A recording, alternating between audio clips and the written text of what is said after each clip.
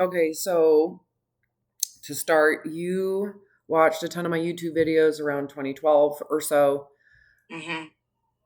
You connected with them. There was something you were drawn to, but you were like, I don't have those issues. Yeah.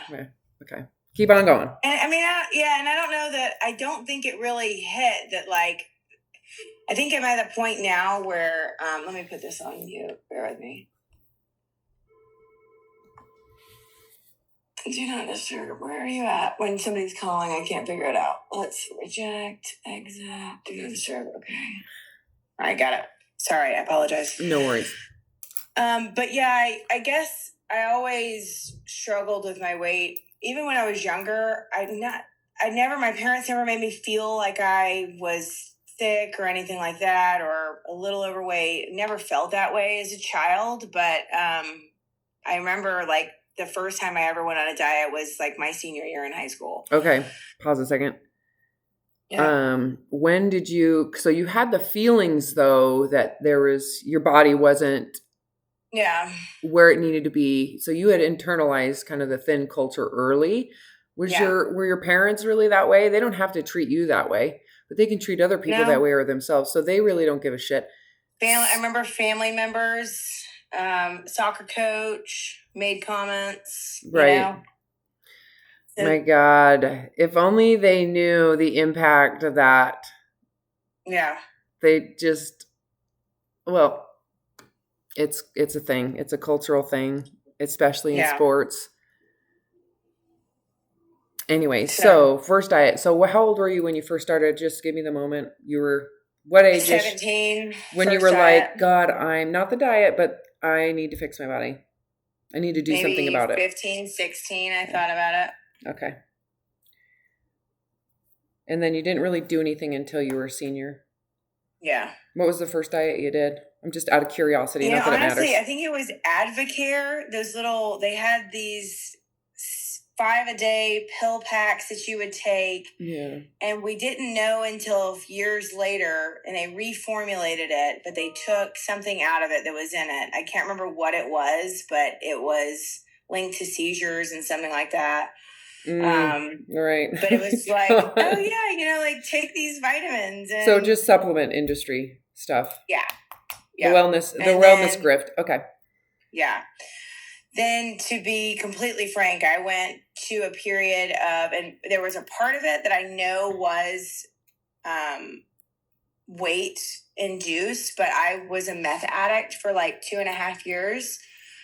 But it wasn't that wasn't the main driving part of it. Mm-hmm. Initially, it was not wanting to handle emotion, not understanding how to handle emotion. Yeah. And trying to like basically stay awake so that I wouldn't have to handle it or get sad. Yeah. Addiction. But that's, I don't like to call it addiction because to me that's like survival. You're trying to survive. And if something can kind of suppress that extreme terror, fight or flight, we'd all do it. So in essence, we're all addicted to not feeling that way. Yeah. We want to survive, but there are some questions there. I'm going to come back to that. I'm just going to put a note here because there's some. Yeah. Okay, go ahead. Clean and sober, 2.5 years later, gained a little bit of weight, started like really like walking, running, just drinking water, trying to just be healthier. I think I was in the first time in my life just doing it the right way. Yeah. And started working out, really honestly doing it just the right way. But then, I progressed in my career. It's very busy. I work probably 50 to 60 hours a week. Mm-hmm. I probably could just need to go to the gym like a couple of times a week. Now I'm like, fast forward, I was going to the gym for a little while, kind of quit. Then it was like, as you get older, it's just easier to gain the weight. And I went back and forth with any type of diet you could yo-yo on. Like I did Weight Watchers. I've done Optavia, I've done HCG, had great success with HCG. Would lose the weight, would maintain the weight loss for a year or two, for then something to happen and kind of start to tag it back on. Right. I'm assuming Weight Watchers was the most modest because they are very evidence-based. I've done a lot of paper writing and studying what they do, which is really, honestly, amazing. I'm going to put that aside. The Optivia, again, I think that's the kind of nutraceutical supplement drink, and HCG is fucking radical. Yeah. I'm a huge supporter. Yeah. But it's radical. So that tells me that tells me there's a little bit of desperation in what you were trying to do. And then after HCG, I'm just out of curiosity, because it is so radical, you're eating around 500 calories of food, blah, blah, blah, losing a fuck ton of weight. Did you notice the disordered eating? And I'll explain that to you in a second. But the way that you're kind of dysfunctionally kind of swinging in and out of kind of restricting and then releasing and over consuming and restricting and maybe over exercising and restricting, and that kind of pendulum swing, right? That doesn't have to be like eating disordered. It doesn't mean you have to have diagnostic criteria. Right? You're still working, you're still functioning, but you're miserable. It's like this. Yeah. Okay. That's disordered eating. Okay. Very common for chronic dieters. Was it made worse after doing HCG? I wouldn't say years ago, but just recently. And the reason why I didn't go back to probably HCG, like, I don't know, 3 years ago, was because I didn't think that I couldn't find it. Like, where my normal sources of finding it, I couldn't find it anymore. I'm sorry I'm laughing, but yes. So then that's when I did Optivia, and I had great success with it. But then last year I was like, you know what? Forget all the hoopla. This is kind of when I think I really started to hone in on the fact that I probably had a problem, was about a year ago. Was like, and really more in the last couple of months. I've really tried to start like, hey, like, what's my relationship with like alcohol? What's my relationship with food? Like, what are all these things? And I started like just walking, like, just because I know that it's good, walking every day. I lost probably 20 to 30 pounds just doing that last year. Just increasing your activity. That is honestly kind of amazing. Watching when I was eating. But I got to a point where I couldn't get past kind of this weight that I'm at right now.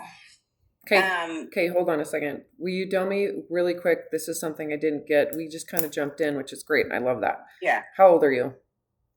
42. Okay. And let's just get some deets. You're 42.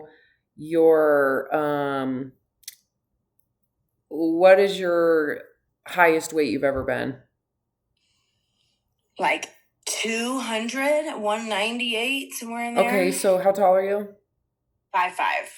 And what is so in your mind, it's been burned in your brain, the ideal weight. If I can get to that weight, I'm going to reach the mirage. It will be real. I'll get the freedom of my whole true self when I'm thinner. What is that weight? I mean, I would love to be 135. Do you hear the word you use? Talk to somebody else. I would love it. I'm getting high on it. Yeah. In that image in your mind, when you see the number, obviously there's an image too. It's not just the number on the scale. It's the association to control, safety, that sense of freedom and liberation. You're going to get to just be your true self. It might open some door to dating or romance, or it might give you a sense of like, I'm a boss ass bitch, like that confidence that you're wanting. Like that's what you're chasing. You're chasing all of those feelings. Yeah. And why wouldn't anybody? Yeah. Right? Like I think it's a beautiful thing to want to chase, but it's attached to starving yourself, and that's really where things get like whack-a-fucking-doodle. But anyways, okay, thank you for letting me I needed those little measurements only because it gives me a sense of your expectations. Are you, how much do you weigh right now? 160. I haven't gotten on the scale in like a week or two. Yeah, but. So it's 160-ish, and it probably goes up to 163, 159, 165, 161. It's all over the board. Okay. All right. Yeah. So you have noticed most recently that so my question for you would be, just so that I get, let's get an understanding of everything else kind of in your life. Well, first of all, is there anything else that you think is relevant for me? A couple of years ago, I had heart palpitations, which finally figured out was not panic or anxiety, was linked to Vyvanse and vaping. I quit those things. Damn. It was...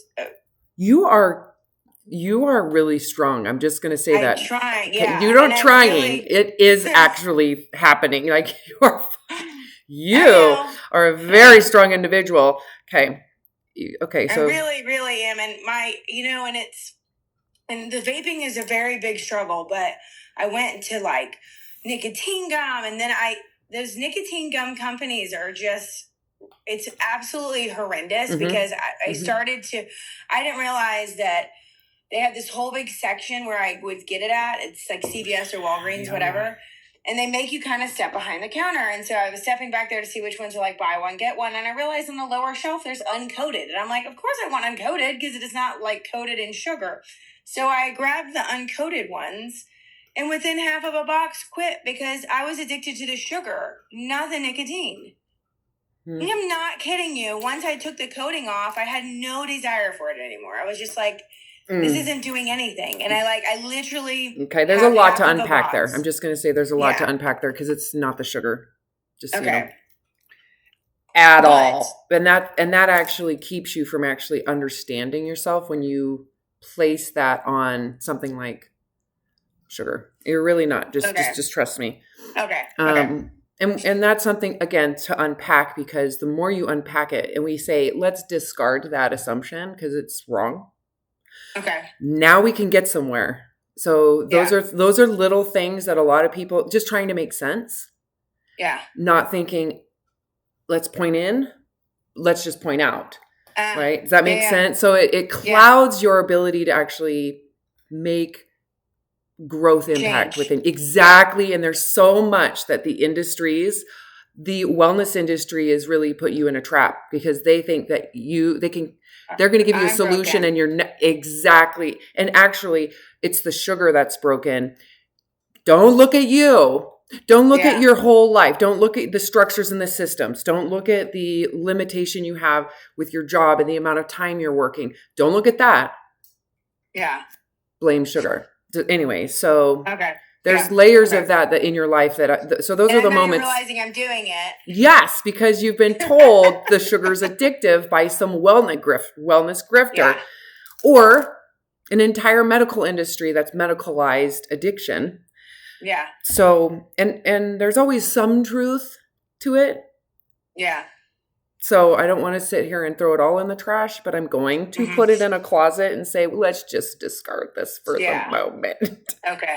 So those are moments where, like, when we're talking in the process, I'll be like, ooh, there's an enabler.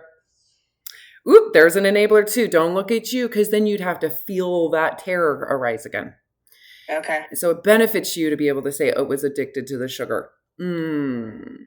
There's something else going on. Yes. Okay. It benefits that part of you that would love to think it's the sugar.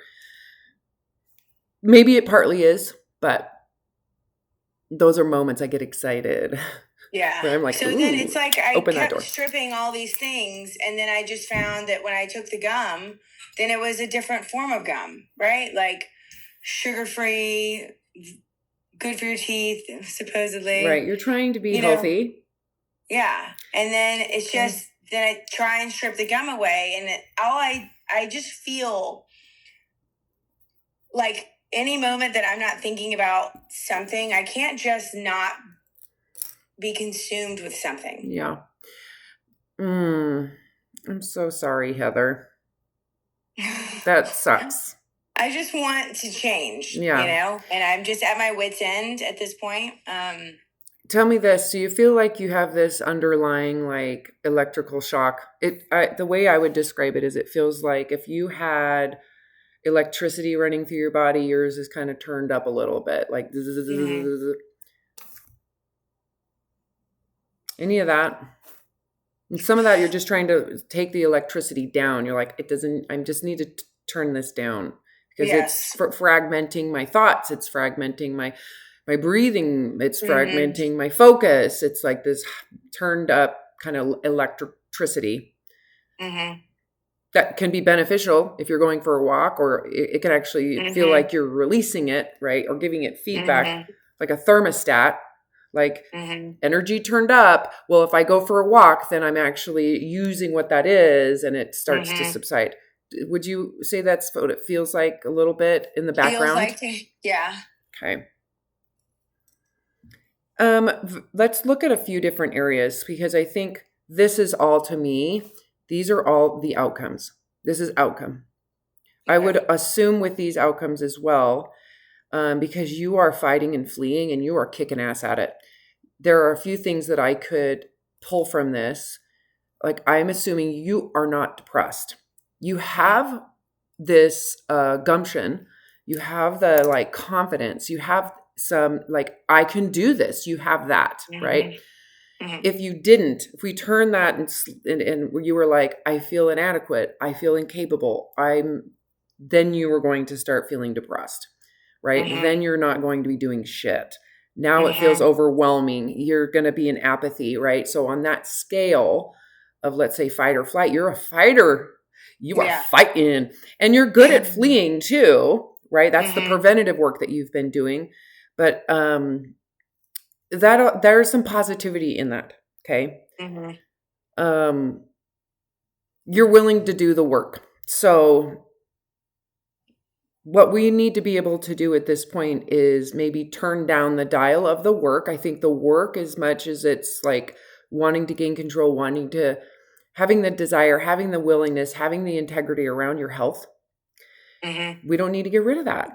We need to maybe shift the focus a little bit on where is the effort going to make an impact? Because what you're recognizing, and please correct me because I could be wrong, I'm assuming what you're doing is you're starting to recognize, I am working really fucking hard and I'm not getting anywhere. I'm just spinning my wheels, but I'm spinning them, and you're working at it, and you're not really getting these like benefits other than the benefit of believing and feeling and knowing I am doing the hard work. That's got to feel good. I'm assuming if you just sat around and did nothing, that can spiral you. That could be also where you may be going towards something like a stimulant, because like nicotine or vaping or the gums or whatever, because that's passive. You're exhausted. So it's predictable to me, anybody, not just you, if you're spinning the wheels because you're kind of higher up on the kind of, you're more anxiety ridden. And it may not be anxiety, but it kind of is. It kind of is. That means there's effort and energy into the fight process, that you're fatiguing, and it's so much easier to just scroll. It's passive to take in a substance that might create some equilibrium for you, or being like, a lot of people shop, gamble, seek sex partners. There's a lot of different ways that humans, and predictable ways that human beings try to seek passive relaxation or to dial it down. Anyways,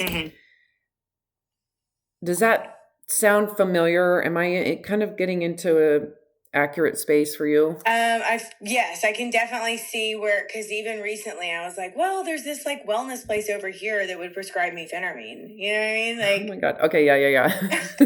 Hey, to me, this is not you. This is like, working. Stop. Yeah, but you're working, bitch. You're going. INDEPENDE. That's what's happening. And that's great. I don't want you to feel bad. That's like, there's some good shit in that. Okay. So we just need to take it, harness that, and like really put it towards what's going to fucking work. Yeah. Okay. There's a few other things. So to me, again, do I really need to talk about body image? No. You've studied my YouTube videos. We could go there, but to me, that's like, that's going to be easy. Yeah. At this point in my mastery of kind of these psychosocial kind of like survival things that we're doing, this is the area of my dissertation. Just so you know. We need to go to your relationships. I'm so sorry to bring that up. It's time to get beyond, because the weight stuff for me is just like, oh, that's like grade school. That's so easy. Let's go to this. This shit is hard where I'm going to take you. And this is the part that might make you really uncomfortable. Okay. And so I'm giving you the fair warning. It may not, though. I mean, if you're ready for it, clearly you reached out to me. You kind of understand my vibe. It's not like you didn't know what you were getting into reaching out. So, and I'm nice, and I'm not all that much of a bitch. I just am like the truth teller of truths. Yeah. There's some trauma. I had a friend say that to me, and it doesn't have to be huge. A long time ago. Yeah. Okay. It's huge to a child. Okay.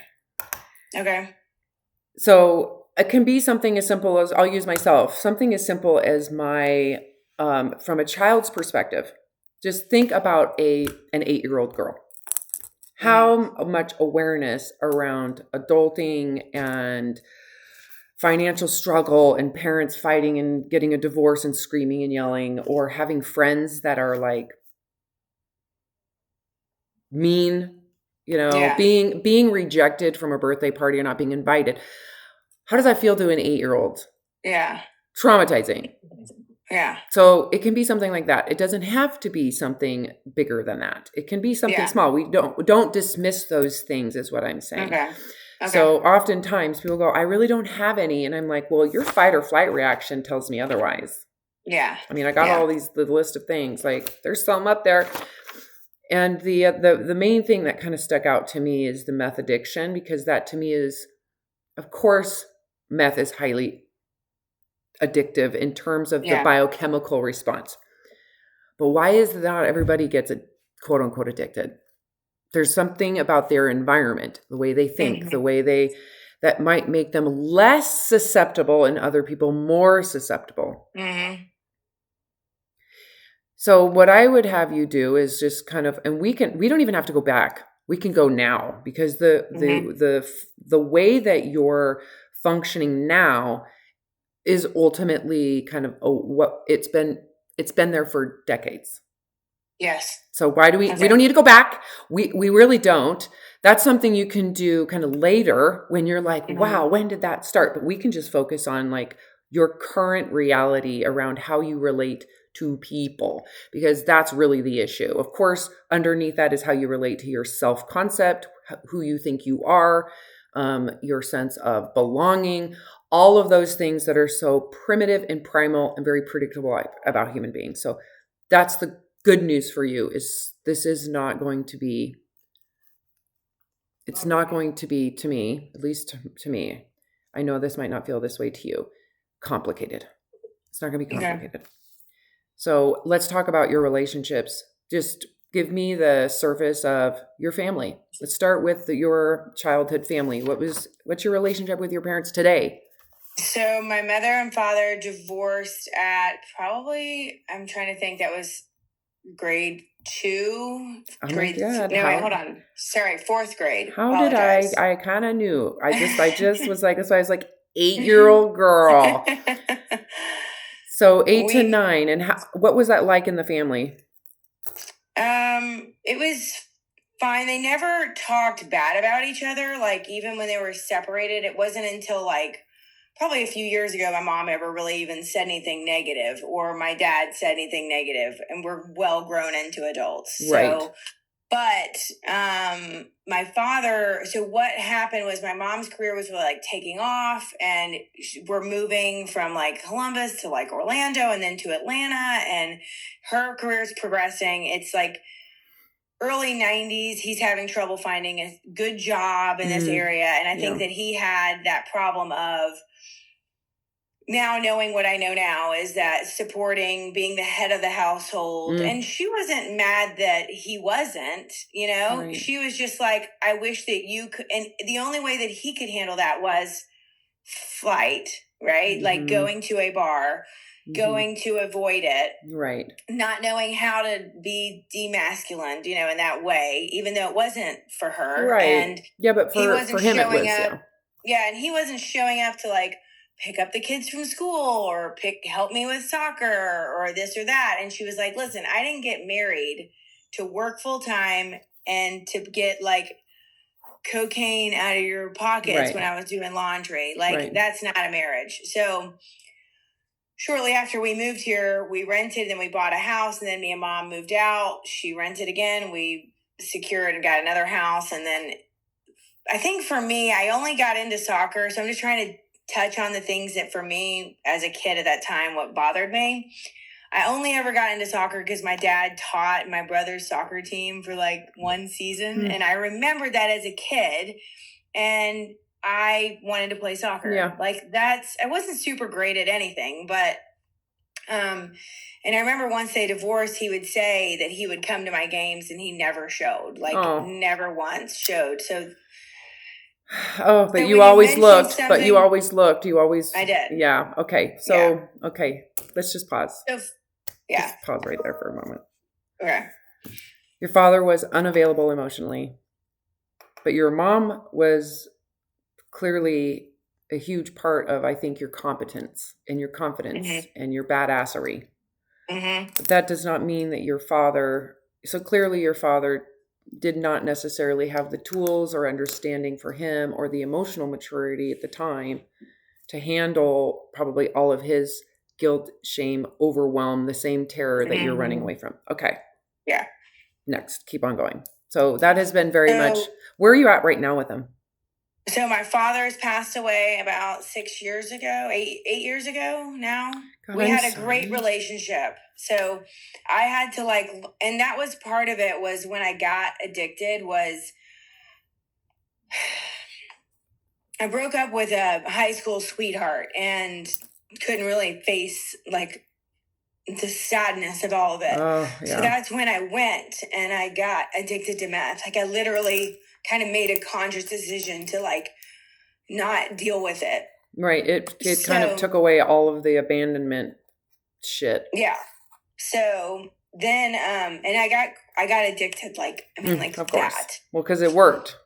Yeah. It worked. And then I realized that I hated the entire process of being addicted. I hated it, but and I tried to quit. Can I pause you? Were there relationships involved? Was it just you alone with meth, or was it you and yes, me alone, pretty much. There was no people.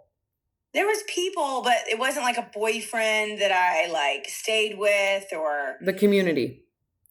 Different friends. Right, but it wasn't like they were your new community. No, it was more like you dealing with those feelings of detachment as anxious and attached, and you trying to let that go.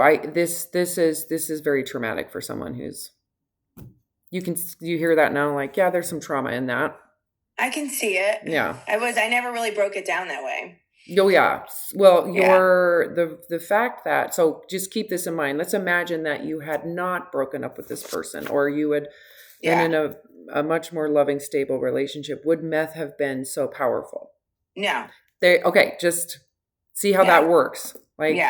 Without that drop, right? Okay. Without that trauma, without that extreme feeling of panic that you had, or death, or terror of being alone, or isolation, feeling abandoned, disapproved of, rejected, all of those things, you would not, it wouldn't have been, your body is responding to that, not the freaking meth. Okay. But when you pair them together, it's like that. This also goes to show, and this is just for you to observe, it had to have been really bad for meth to actually be the equal opposite, to create a sense of relief. So if it's not that bad, you might have gone to pot. Yeah. You know what I mean? You might have gone to something way more, less extreme. So that's where I'm like, that's extreme. Yeah.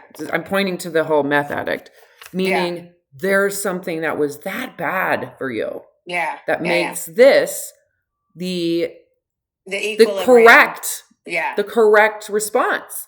So to me, the meth is a great response to something this massive. It was a big deal for you. And it may come from the whole dad issue, the fact that he was emotionally unavailable. You never really got a sense of connection with him.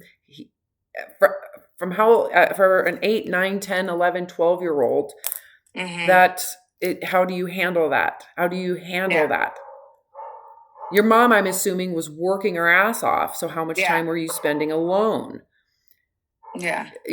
And then you have a high school boyfriend, which looking back, I'm assuming you could probably see provided you a sense of stability or a sense of bond and connection to a male figure that when left, you're now 8 years old inside.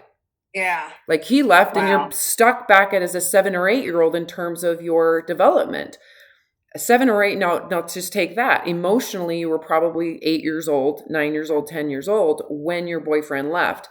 Tell me how an 8-year-old in an adult's body can handle that. Yeah. Meth. Makes sense. You know what I mean? Like it's something massive. So I go through, and I think I got to a point where I just realized that all of me using drugs was just postponing all of the things that I was trying to not face. They were just, there was new problems, and then there was those old problems, and they were all just still there, like waiting to be hashed out. And I was like, okay, I can't do this. Well, yeah, because emotionally you were about 8, maybe 9 years old. I'm going to just say 8 to 10 years old. Emotionally, you hadn't progressed. You didn't have the tools. I'm assuming you didn't go to therapy. You didn't have any, right? Because your mom was working her ass off trying to hold the fort down while she was dealing with her grief. Imagine her pain and grief. Yeah. And then your father's pain and grief. I can't. Sorry. No problem. We can always kind of pause and come back to this. No, it's okay. It's not a big deal to me. No, I was not supposed to be working today, but then there's been overextending situation. My main manager is in a different location, and so I had to come in, and I was like, I'm locking the door. I'm not here. You're holding the boundary. No. Okay, good. Okay. Good for you. So ultimately, that when I said, is there this kind of low-lying electricity underneath it all? Your chances are there's parts of you have been like fragmented. Part of it is 8, part of it is 18, part of you is like at these different stages of development. And you could say something like the times that you actually got sober, you had to face some things. Did you get help in your sobriety? No, my mom, I really lucked out because she got to a point where she was just like, I can't handle this anymore, kicked me out. I moved down south, which was even worse. My drug, use, it just, because then I met somebody who had a lot of money, and I was like, well, I got a good connection. You know what I mean? It just got really bad. But that's when I was like, I can't do this. And my mom, I'd come up to visit for something, and then she was like, listen, I'm okay with you moving back in, but it's got to be on different, you can't. And I was like, I really wanted to be clean and sober. So I moved back, and it was perfect because all my friends that had been coming by to they knew that I lived there, stopped coming by because I hadn't lived there in 6 months, Right. So I was able to start clean and just sleep. And she was like, listen, just sleep, just sleep and get better, and when you're ready to get a job, we can get, and we'll figure it out. Oh my God. There's no rush. I love your mom. So I did that. And, and I mean, it's insane to me actually to think about because it's such a low recovery rate. You were ready. There was something there that was ready. And I think too, when you look at, again, take the meth part of it aside and the actual biological dependency, your mother's support, her grace, her compassion, her willingness to just support you and give you this space, that's probably a big part, right? There was some lenience that she gave the process and forgiveness in it too. And there was peace in that space. Your mother probably doesn't, she may have her own shit she's dealing with, but she's definitely not putting it onto you. You had this, your mother had the financial stability for you to not have to pay. You know, just think of all of that environmental, like safety net that she provided you, that anybody it would help, could help on some level. There's not just one, it's not just one thing. There's a huge amount of kind of grace that was there. So that's amazing to me. At that point, I'm just really quick. So you got over the physical addiction of it. What during that time were you able to process? What were you able to understand? Did you have any understanding that came out of that? Well, shortly after I started working at a restaurant, and one of my friends that had known throughout high school and was like, we used to smoke weed together and all that, whatever. He had become a believer over the holiday, like over the summer or whatever. So I started going to church with him, and that really honed in for me. It really did. So it was like this one little missing thing, I feel like, in my life. Okay. Community is the first thing I think of. It's not about the church. It's not even about the beliefs. It's about the community and the wanting you to be a part of it. That's so that's actually very important. Whether it's church, AA, I don't care. Could have been a gym. You could have easily been like, ooh, I got into the gym scene, and it's the plus there's lovingness, and obviously religion can be can really tap into a spiritual need that might have been missing as well. So okay, good. So that was helpful. Yeah. And then I think organically, just from being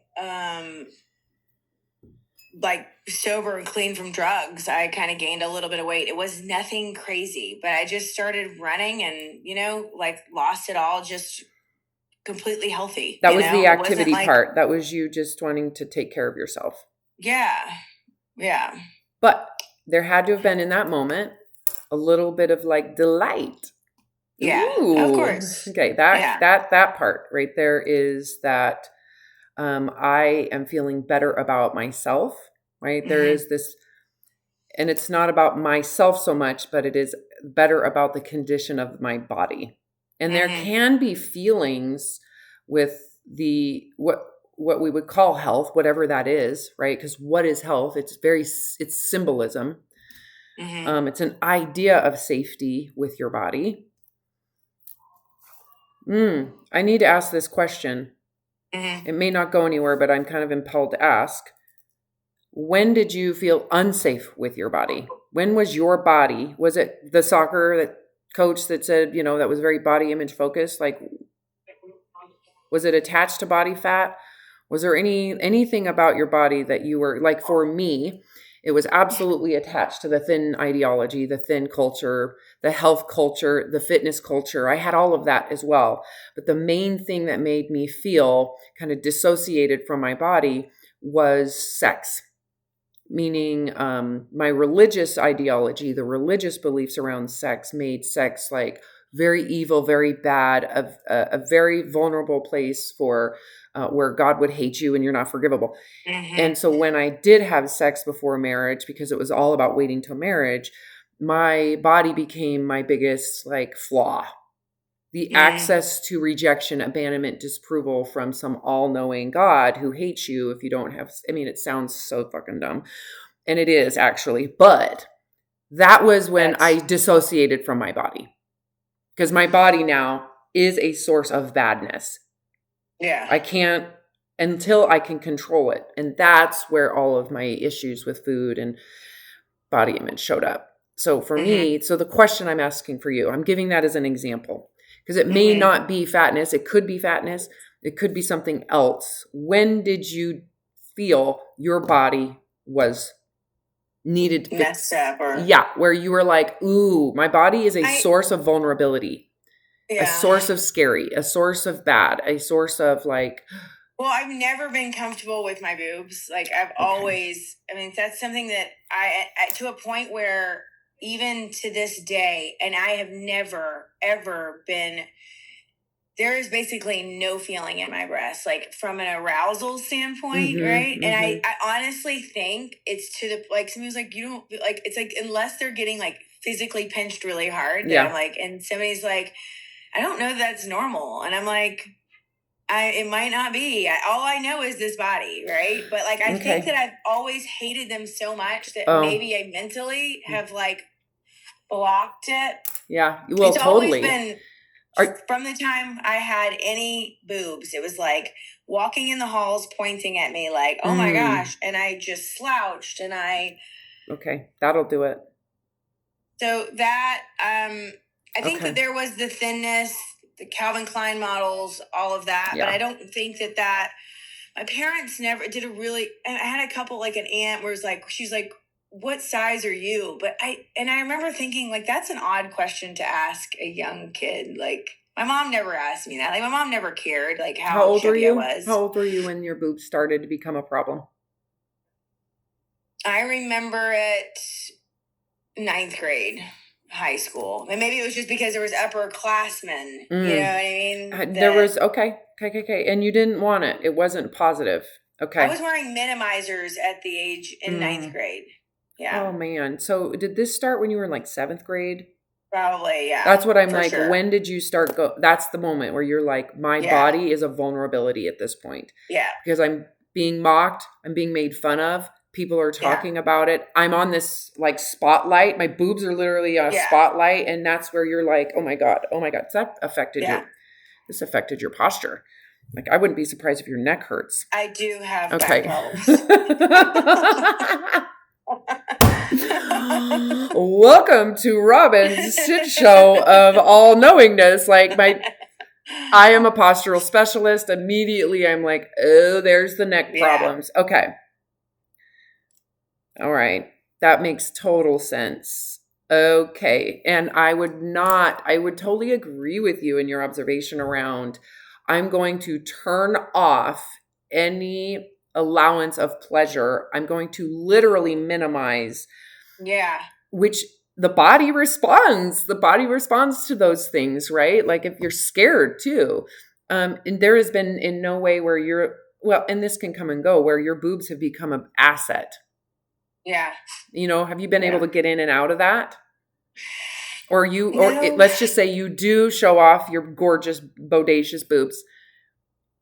It comes with a sense of like, ugh. Yes. Got it. So I've had friends that like, hey, I've never ever was the person to flash. I never ever wear, like, if I wear a dress that basically you are showing a little bit of cleavage, it's like I'm buttoning it up. Okay.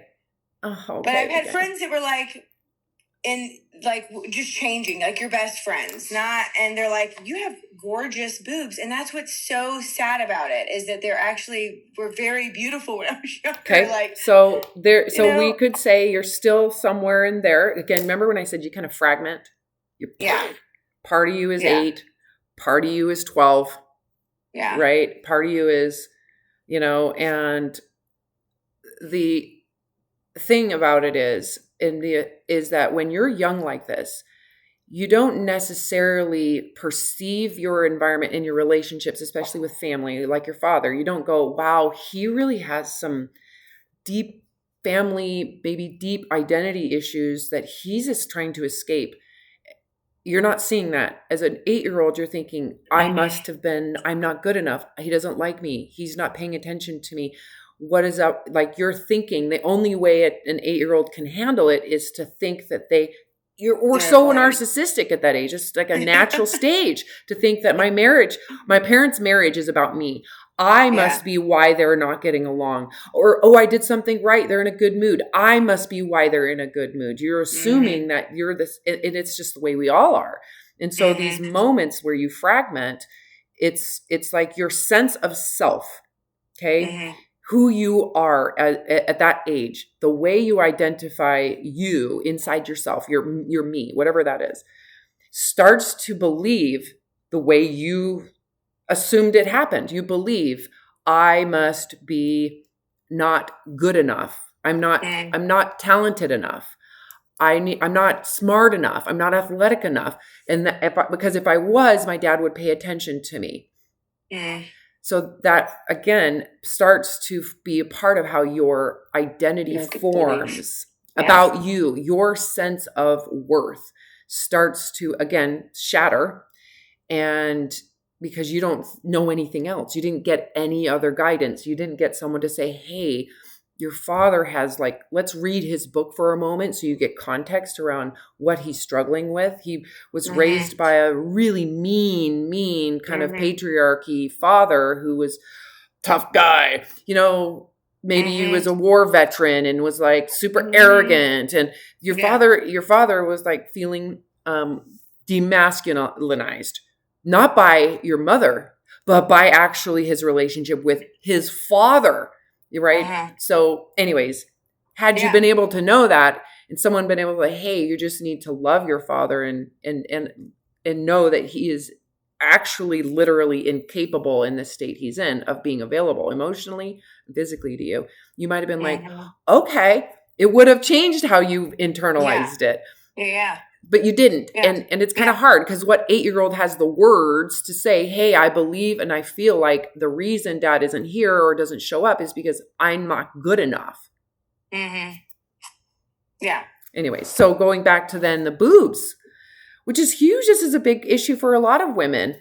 Being tall, just being sticking out is part of our human nature, is to not stick out, especially junior high.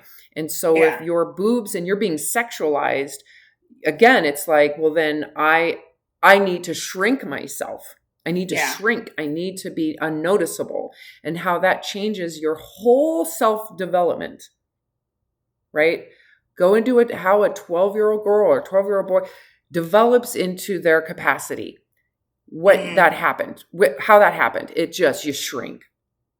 You stop developing. You stop going out. You stop exploring who you are. You stop creating. What do I want to do? I assume at that point you had major changes to your personality. And your mom wasn't available to actually witness that, to go, my daughter needs help. There's something going on.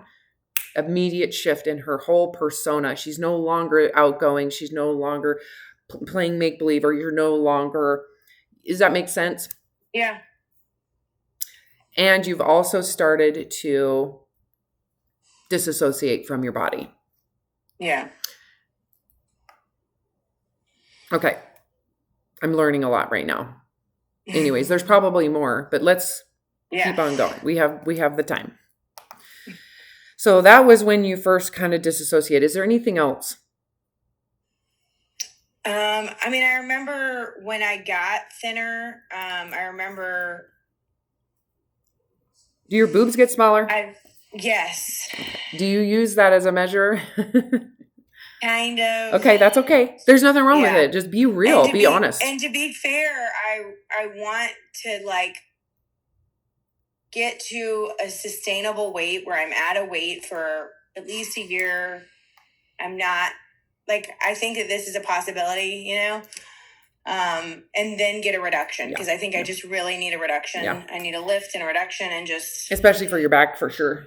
Yeah. So that's part of the end game motivation, is something that I really, really want for myself. I think I feel a lot more better. I feel a lot better just in a bathing suit, just more just feel because even when I'm thin and I'm wearing a bathing suit, I feel like I should be on a Playboy cover, because it's just spotlight. They're still so big. I'm sorry, I'm laughing, but it's that spotlight on your tits, and it's a thing. It's a thing. It's a thing. Yeah.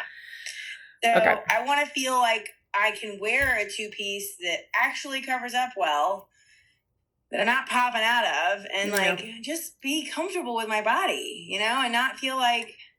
Okay, there's work to do in that area. That has nothing to do with a reduction. I'm all for a reduction. I'm all for that. Trust me. Yeah. There's a point at which it's just to not think about it, just to not have a thought about it, just for it to go away.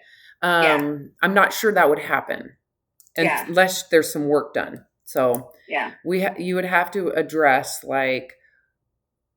who are you in any body? So this is the body image work, right? But it's really identity work. We have to work on your identity, your sense of self, at your core, who you are, within your own self, right? To me, that's where you're struggling.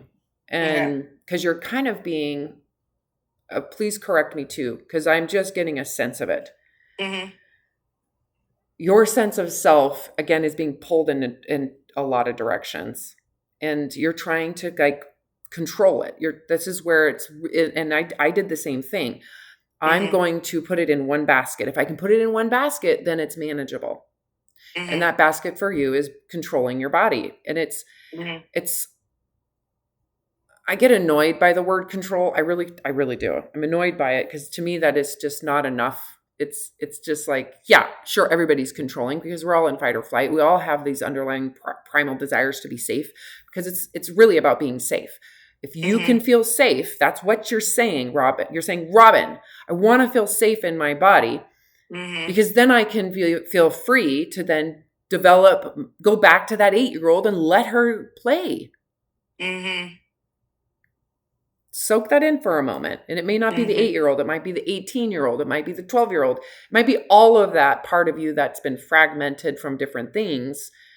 You don't want the fragment anymore. You are trying to pull it into one place. You're trying to pull who you are into one place so that it feels one again. And then there is this, may sound bizarre, but there is this symbolism around that makes it feel then I can be free to be my true self, what that is. I can be free to develop. I can explore. I can feel safe again, safe in my body, safe in my career, safe in who I am, what that is. Ultimately, I think that's what drew you to me is probably there's that. It may not, I don't think you're probably conscious of this, but the draw to me is that Robin's going to help me get to who I really am. Yeah. And the thought process is if I can stop this whole weight bullshit. Yeah. Because you've attached weight to being the one core of getting to who you are. Like that will defragment who you are. And I'm here to tell you it doesn't work. That does not work. What will work though is if we set the body aside and say we're gonna do like a wheel of all types, body types. Like imagine now your ass is huge, but you're flat chested. Right. How are you going to manage that? How are you going to what if you're 6 foot tall? What if you end up with, like what body type will you feel safe in? None. So the illusion is that you will feel safe.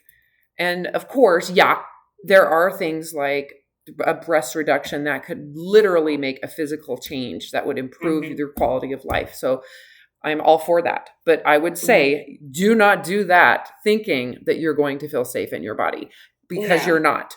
You will continue to have that feeling. That electricity is still going to be there. And then you'll find a different thing. You're chasing a mirage. And so the real deep work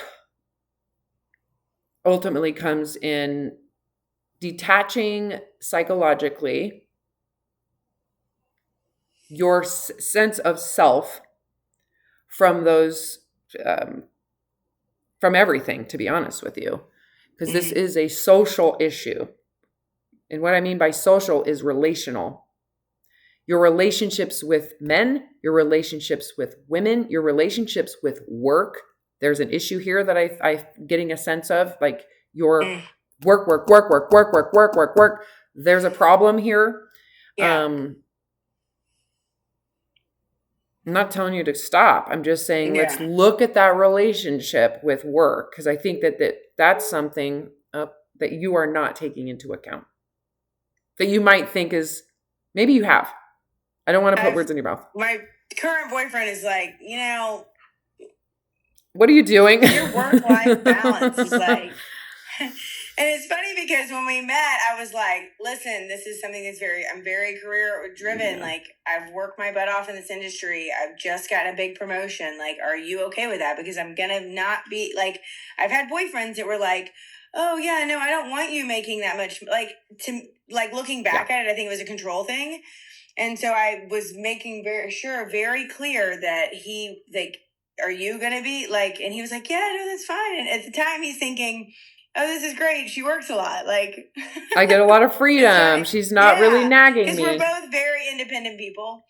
And then as time goes on, like a couple months ago, he was like, yeah, it kind of sucks. And I'm like, I told you like up front, you know, but it's not about that, but he has got me thinking like, you know, you're working 6 days this week. And he's like, 2 half days isn't the same as a 6, like, you know, a day off. Yes. And I'm like, you know, he's right.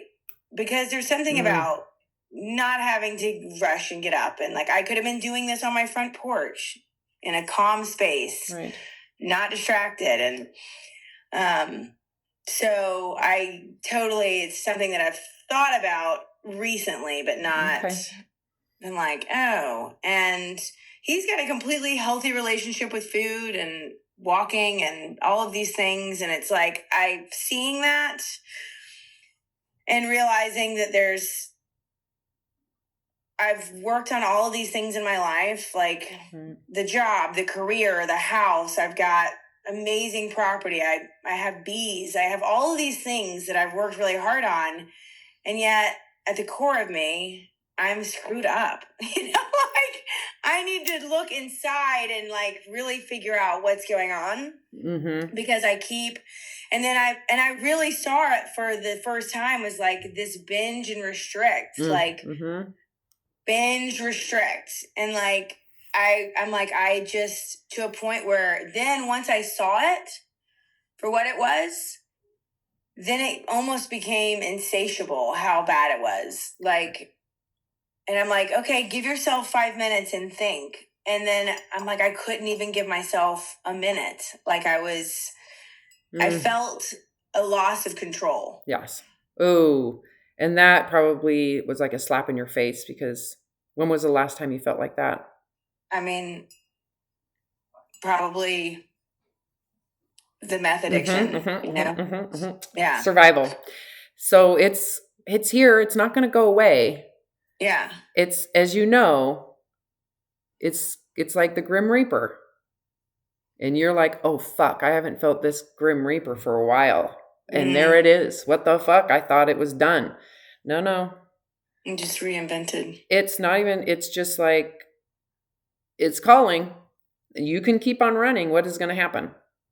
It's going to catch up. Yes, and it gets bigger, gets louder, gets more intense because biologically, we're describing a biological process in the brain.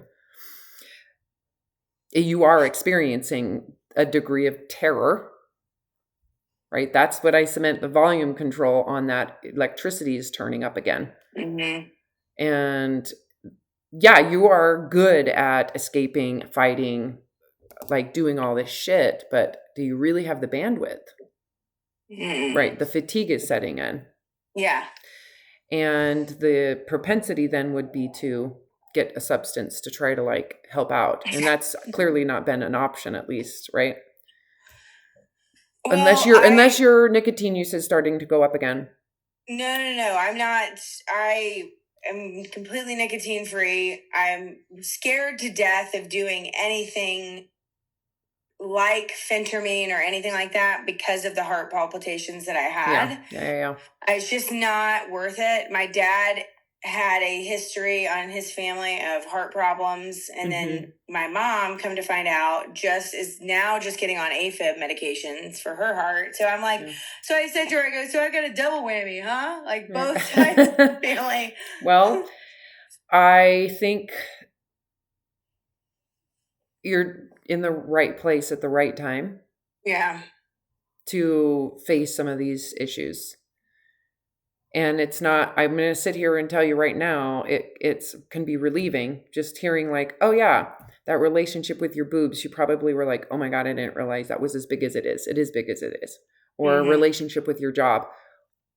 That's another thing. How you've created a sense of self and what you bring to the table. This is a social issue. It is social. It has everything to do with your worth as a human. And what is that about? Well, it's about community. We are pack animals. Yeah. What do you bring to the table? What do you have to give? What makes you valuable to your community? That is so fundamental to our survival. You cannot get rid of it. The whole sense of what does it mean to have self-worth? Well, that's a social construct. What is your worth if no one else is around you? If there's no other human beings, what is now worth? Yeah. Doesn't fucking exist without a social interaction. Yeah. Right? So everything you're dealing with, everything everybody is dealing with is actually social, meaning community based. Your belonging. What does it mean to feel worth? Well, that means I have something to give and it is valued. Well, to who? Right? So there's something there you need to work on. I'd be like, that's where I would go. Who you are in your mind. And you probably have a sense of self based on, like, if you were to describe it. When I ask, like in my class that I teach, I ask everybody in the beginning of the semester, we go over identity and what that is from an evolutionary perspective. And I'm like, there is your core self, which you've probably put in a dungeon somewhere and said you can't come out, because if you come out, people will find out that you're human. There is the community sense of self, right? And that is your religious identity, your political identity. It's your job identity.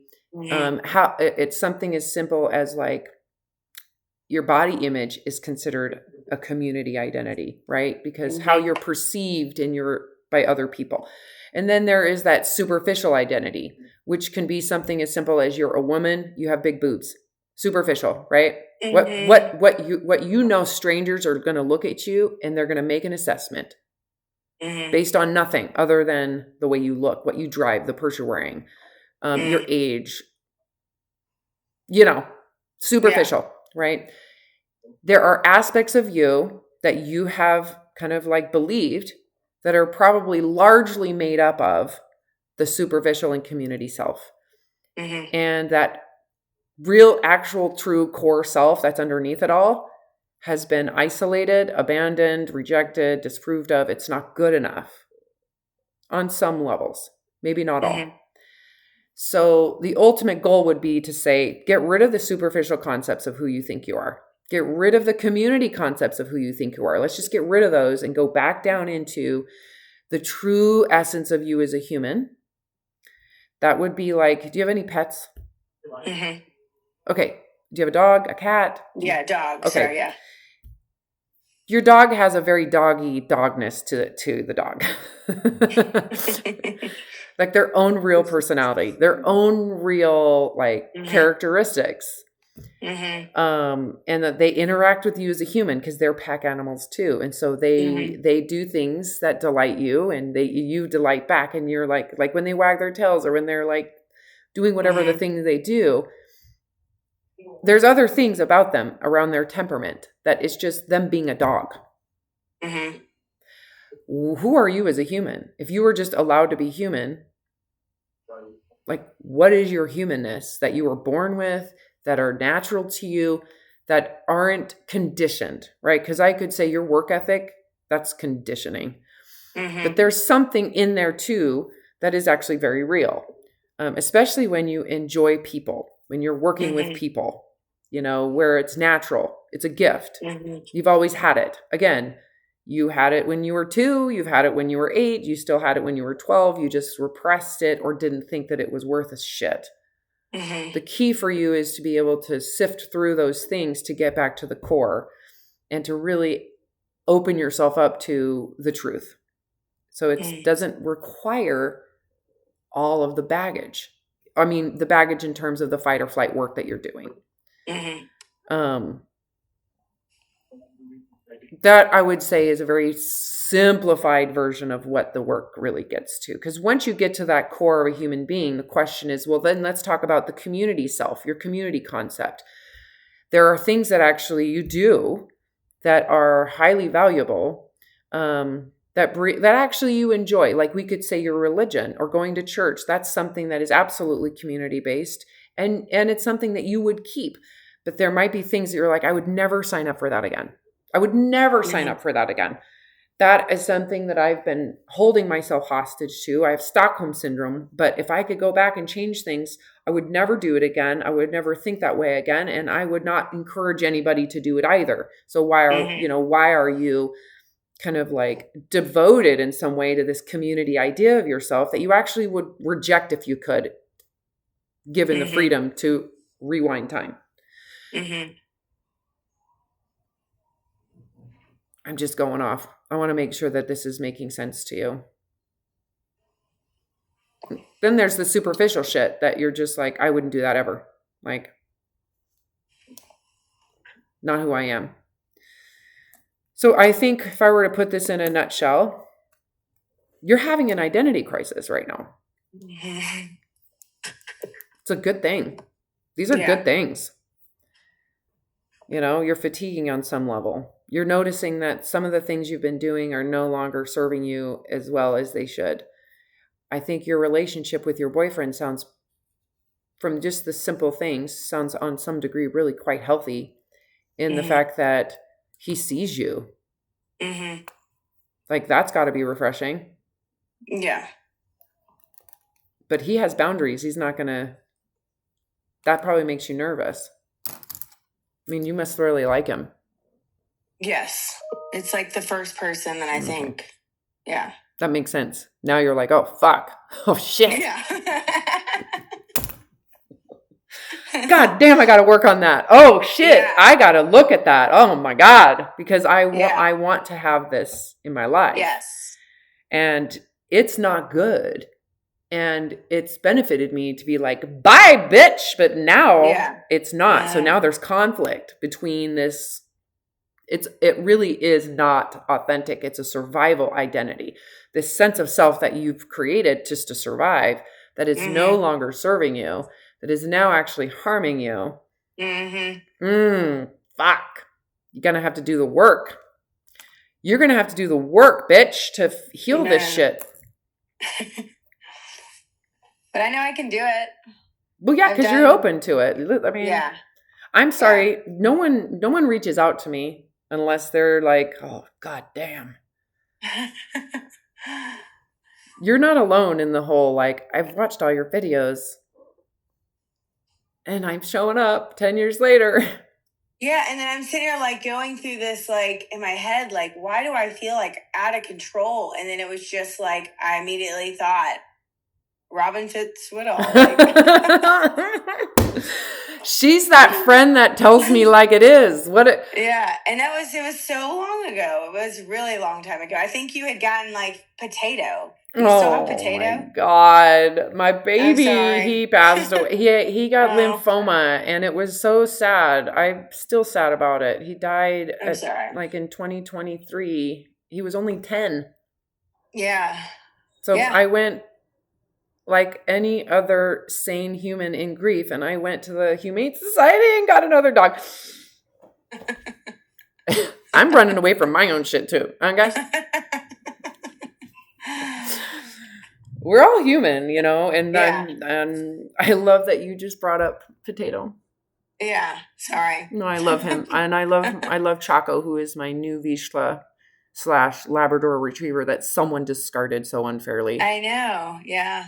And see, that's my boyfriend. He goes, I don't buy dogs. And I was like, because I buy dogs. I've always bought whippets, you know, whatever. Oh, and he was like, there are so many dogs that need love. And he's right.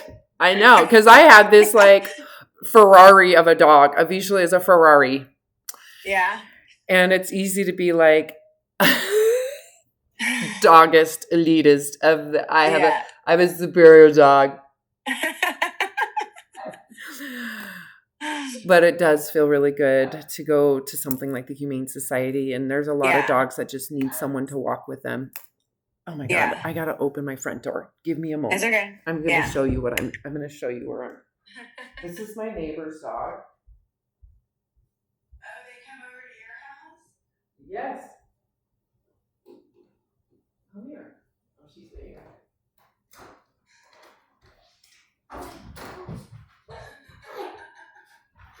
Oh my God! And this is Chuck. Yes, quick. Oh my God. Okay, sorry. She was waiting at the door and she was going to sit there and look at me through this ridiculous little window and guilt me into opening the door for her. Okay. Okay, so I would say in this process, if this were like, if I were to kind of give you guidance as a advisor, because I'm ultimately, have you seen my updated website? You probably went to it. It's in the process. Went to it. Yeah. I'm about to get my PhD. At the end of this summer, I'll have a doctorate, or at the end of the semester, I'll have my doctorate. So I'm Dr. Robin.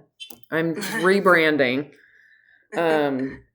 Because I do everything that I do, and the clients that I continue to work with, I have clients that I have continued to work with throughout all of the last 4 years of my academic Dante's Inferno.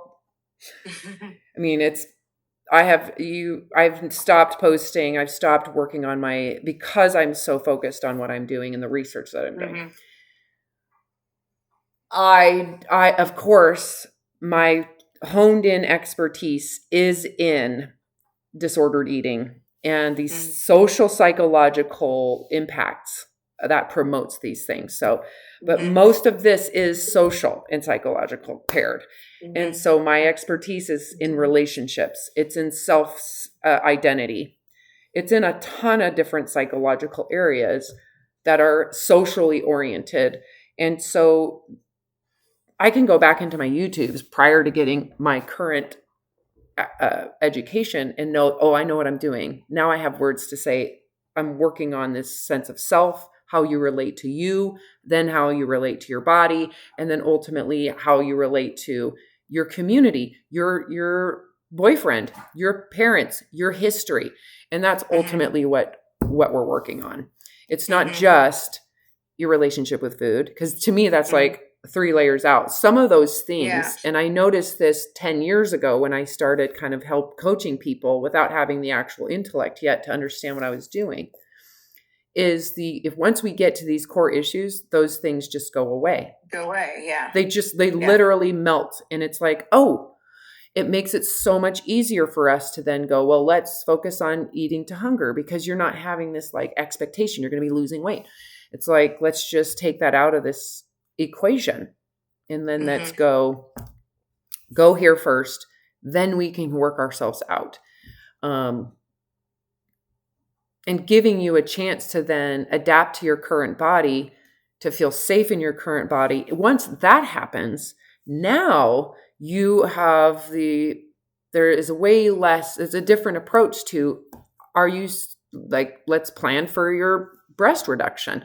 Now it's not about you feeling like I'm going to have that freedom. It's just, okay, it would be kind of nice to just not have my shoulders and my neck hurting, and my insurance might be able to help cover it, because it actually is causing this physical issue. And I do want to just stop thinking about it. Like, then it becomes less emotional.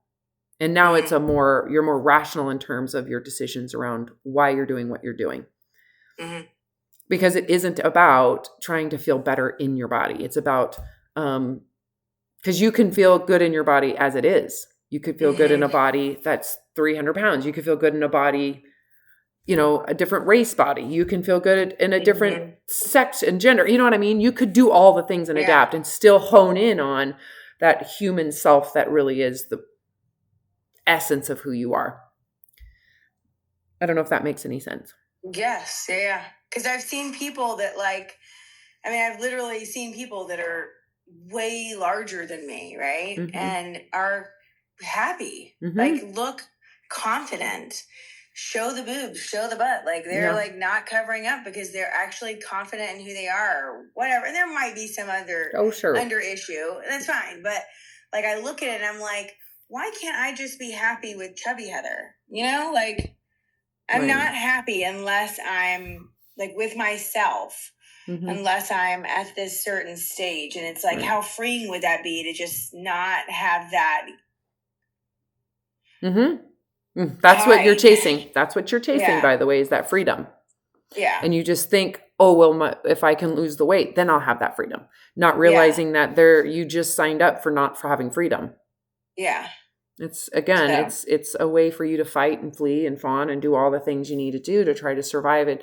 I think ultimately, if I were to kind of put it in a little basket and wrap it up and say, here you go, we're going to work on, if this sounds like something, this is what you really want to do. And it may not match for you. getting you out of survival mode, turning the volume down on that survival mode. Because some of the processing, the cognitive processing you're doing is predictable and understandable. Everybody does it. Every human being. Every single human being does the same goddamn thing. You're not unique. You're not special. You're not. That should sound really good to you.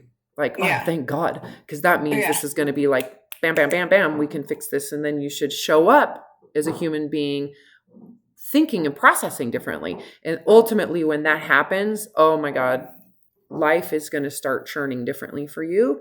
Yeah. And you'll have this sense of liberation.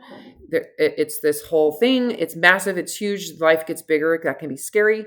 But life doesn't necessarily change. It just means you're open to this kind of bigger space. You're no longer held hostage to what you're doing to survive. So your boundaries become easier to hold with work. You're not willing to do certain things you used to do because it's no longer who you are. It's how you had survived. You can kind of tease those things out of this and go, oh, wow, I didn't even see that was enmeshed in my whole identity. Let's get that out. And then I can pick and choose when I do those things rather than being just kind of pulled by them. Like you jumped into a river and you got to go where it's taking you. Yeah. You have a moment to have choice in the matter. And that's the coolest part. It's like, I'm just as human as you. I have this same desire to want to feel loved and to feel safe in my relationships and my marriage with my kids. I have the same desire to interact with them in a loving, safe way. And life is all over the place, and it's not easy, but it's easier when you have choice in the matter because you're not pulled or compelled by survival mechanisms that are impulsive, that are just not aware of the unintended consequences that you're not seeing. And that can create more isolation, it can cause more angst and anxiety. It's like your consequences now become something else you have to manage. So. Yeah. Yeah. Yes. Sounds great. Right? Sounds fantastic. Right? So it's not as simple as, I really want to lose some weight and I'm hoping you can help me with the sugar addiction. Yeah. I think for me too, it's like when you're sitting here trying to say like food is good and food is bad. And you still find yourself doing that when you've done it for so long. Yeah. And that's suffering. I know. That sucks. And what I think is what's crazy is I really like healthy food. I like food that nourishes, right? But this whole diet concept has like made it to where you're like, oh, but that's bad. And maybe I want to be bad, and I just, if you were to choose it over, like if my mindset changed, I'm just trying to think of like how that freedom would look, because the freedom would show itself up in making healthier choices, because the ultimate thing is, at the end of the day, is that I want to live longer and I want to live healthier and I want to feel better. Yeah. Yeah. Well, I'm telling you right now that the food choice is the least impactful. Yeah. Just so you know, Doritos, not going to take that away. That's an illusion. That's like morality around food, thinking that I'm bad if I eat the bad food. And really, the body doesn't even work that way. Yeah. Like what you're seeking doesn't come from clean eating. I'm sorry. Yeah. Or just even the concept of health. Still more to unpack. Oh, yeah. Yeah, but that to me is, again, it is your way of trying to feel safe in your body.